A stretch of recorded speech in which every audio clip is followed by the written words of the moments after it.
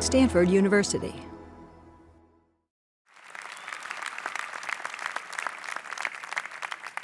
Good morning, Stanford. Thank you very much, President Hennessy, for that very warm introduction. It is wonderful to be back at Stanford. Having gotten around a bit over the last few years, I am more convinced than ever that this is the best university on the face of the planet.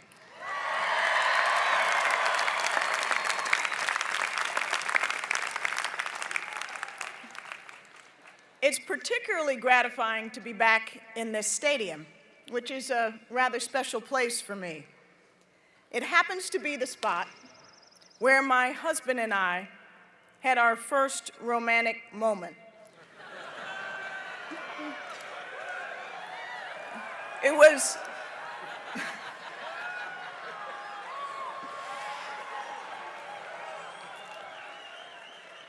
was just as the band was playing All Right Now. But my kids are in the audience, so I'm not going to give you any more detail.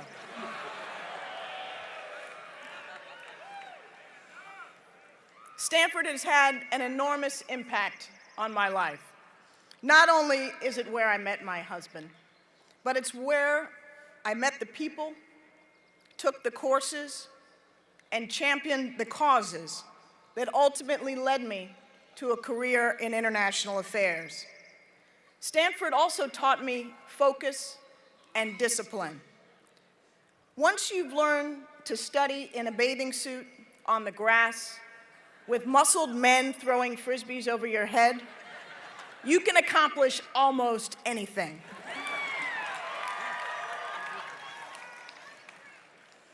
Let me join President Hennessy in recognizing the parents here today. For many families, you kids have been living far away from home. I grew up in Washington, D.C., as you heard, and it is not a lie to say that I think my mother just got over my decision to come to Stanford about 3 weeks ago. I still understand the pride that you have in your children must know no bounds. You've made enormous sacrifices to enable your kids to get such a tremendous education. So this is your day too. Parents, grandparents, family, and friends, thank you for all you have done.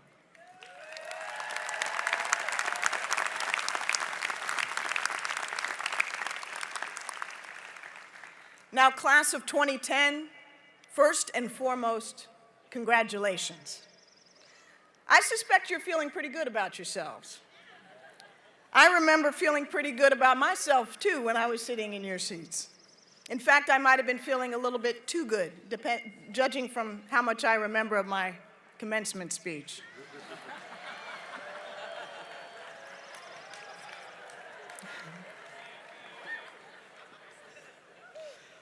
Hold on to this jubilant moment and cherish your memories of this extraordinary place. Nurture the friendships you've made here. The warmth and security of Stanford can sustain you as you face an economy still climbing out of a deep hole and as you enter a world changing at a furious pace. Imagine the world and what it will be like when one of you comes back a quarter century from now to deliver the commencement address. In 1986, when I graduated, the Soviet Union was bristling with 45,000 nuclear weapons, and the Berlin Wall was impenetrable. Nelson Mandela was clocking his 23rd year in prison in apartheid South Africa. Osama bin Laden was fighting the Soviets in Afghanistan, and Al-Qaeda didn't exist. Almost nobody had heard of global warming. Japan was the daunting economic powerhouse, and China's share of global gross domestic product was 2%. There were some 30 fewer countries in the world and 2 billion fewer people on the planet. We've seen amazing technological advances. In 1986, only 0.2% of the US population had a cell phone, which were bricks about 10 inches long. IBM announced its first laptop, which weighed 12 pounds.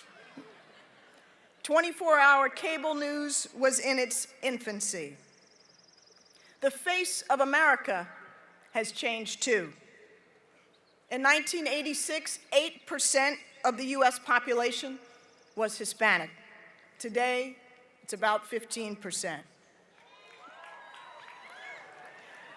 The number of African Americans serving in Congress has doubled, and the number of women and Latinos has tripled.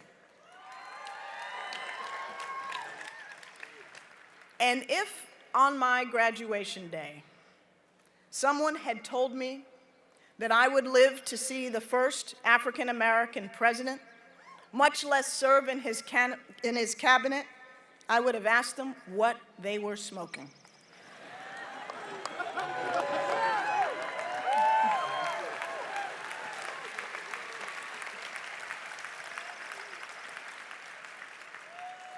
So much change has transpired just in my adult lifetime, and you will see so much more in yours.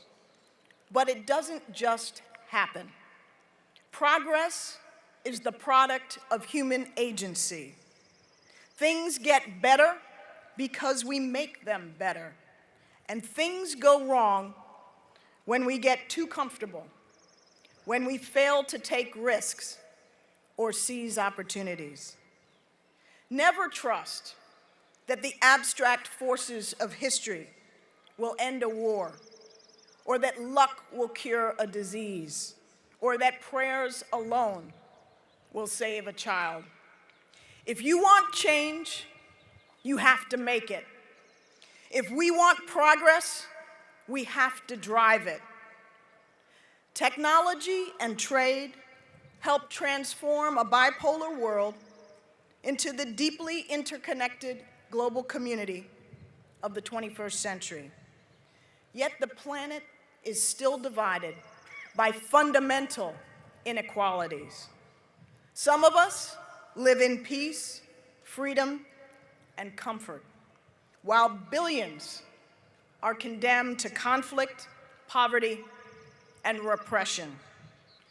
These massive disparities erode our common security and corrode our common humanity. We cannot afford to live in contempt of each other's welfare. It's not just wrong, it's dangerous. When a country is racked by war or weakened by want, its people suffer first. But poor and fragile states can incubate threats that spread far beyond borders: terrorism, pandemic disease, nuclear proliferation, criminal networks, climate change, genocide, and more. In our interconnected age, a threat to development anywhere is a threat to security everywhere. That makes the fight against global poverty not only one of the great moral challenges of all time, but also one of the great national security challenges of our time. So here's my challenge to you. Become agents of change. Be driven by a passion to lift up the most vulnerable and to serve those with the least, both at home and around the world. For me, for so many reasons, this is a personal as well as a professional imperative. One of those reasons is a little boy whom I met in war-ravaged Angola in 1995. I don't even know his name. He was one face in a friendly mob of destitute little kids who greeted our delegation at a dusty camp for internally displaced persons in the middle of nowhere. He was perhaps 3 or 4 years old, with pencil-thin legs and a distended belly, and only a torn t-shirt to wear. But he stood out because he had the most amazingly infectious smile. I walked up to him before realizing that the only thing I had to give him was the worn baseball cap that I was wearing. I took it off and put it gently on his head. The joy on his face remains etched in my mind to this day. But I had to leave that camp, and when I did, I left that little boy in hell. I like to think, and I sure hope, that kid is okay. But he could well have become one of the 9 million children under the age of 5 who die each year, mostly from preventable and treatable afflictions. Yet he has every right to live with the same dignity, hope, and security that my own son enjoys. They're both children of God, of equal worth, equal consequence, and equal rights. That little boy's future is tied to ours. Our security is ultimately linked to his well-being.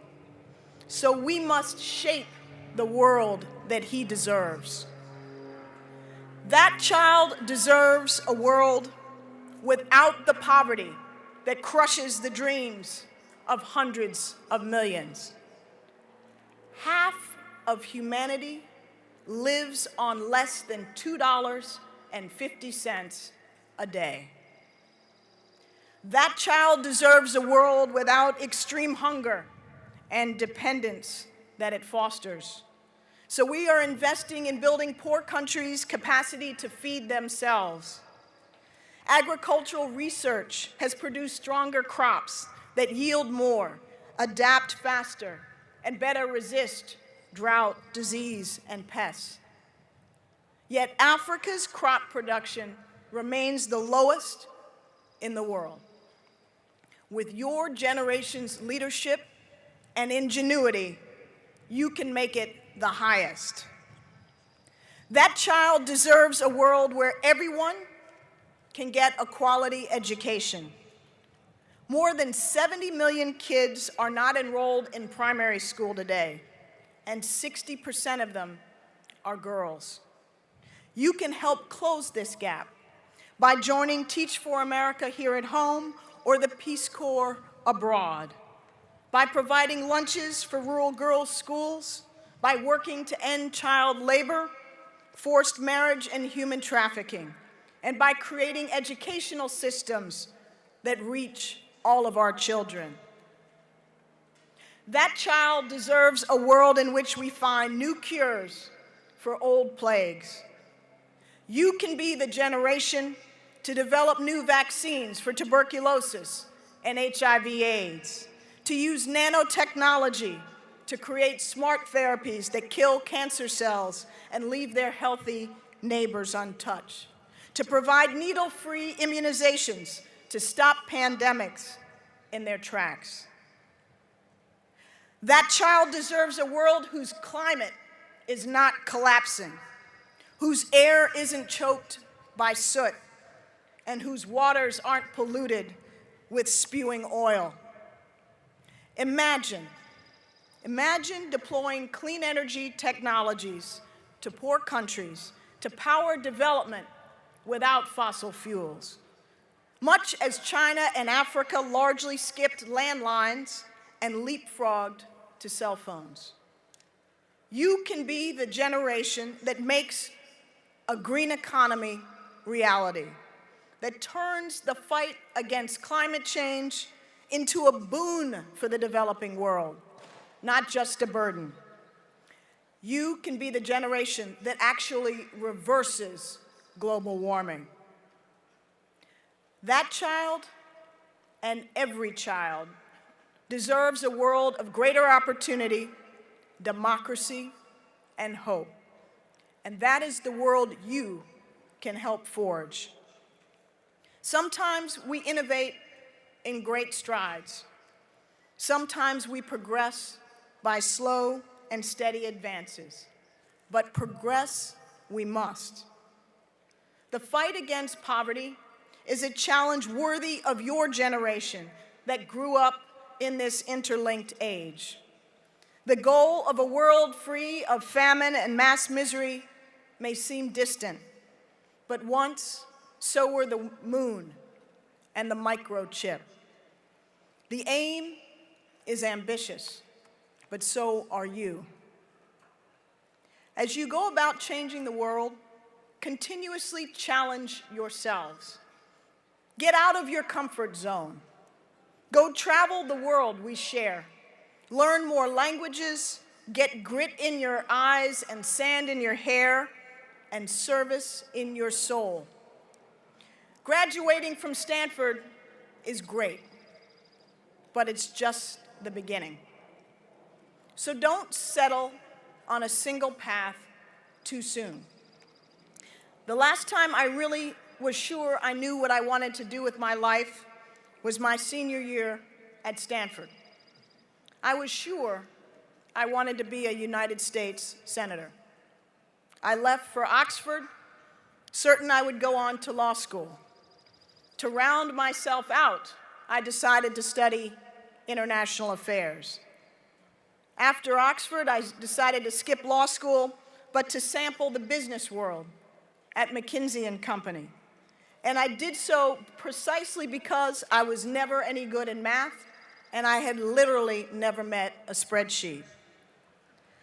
I've not followed a preordained path. Rather, I've tried to push myself, stretch myself, and learn new skills that would serve me whichever path I took. I've changed course, and I've taken unexpected turns when my gut dictated. That's led me to places I never expected, but I'm grateful I've been. So focus on what stirs your soul, because it's hard to excel at anything that you don't love. Be fearless. It's hard to make progress without breaking a little cockery. And don't be afraid to go down fighting if you're fighting a righteous battle. Stick to your guns and to your principles. Remember, you should never want something so badly that you do something you don't believe in to get it. And at the same time, don't sweat too much what other folks may think of you. As Dr. Seuss said, be who you are and say what you feel, because those who mind don't matter, and those who matter don't mind.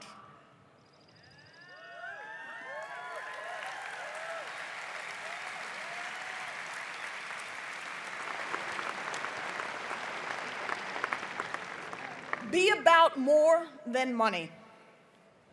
Comfort and economic security are good, but they're not enough. You should be about creating change, not just counting it. And finally, as you're changing the world, never neglect family. They're not just your foundation. They're the source of life's greatest fulfillment, as all the parents here can testify. Both my parents were recently struck by serious illnesses. My colleagues were tremendous about stepping in for me at the halls of the United Nations. But nobody could step in for me or my brother at the hospital. There's usually someone else who can do your job, but there's nobody else who can be a loving child or a devoted parent. Like those before you, your generation will contribute. It will innovate, and it will serve in unique ways. But today, change is coming faster than ever, and you must shape that change. You can be that change, not for an election, but for a lifetime. If you remember nothing else of what I said, try to remember that little boy. Remember that he is somebody's beloved son. Remember that he counts as much as any of us. Remember that we cannot afford to sleep easy while he suffers. Remember that you can make his life better. Above all, remember that each of us has a profound responsibility to try with all of our skill, all of our smarts, and all of our soul. So make him safe, make progress, and make us proud. Congratulations again, and Godspeed.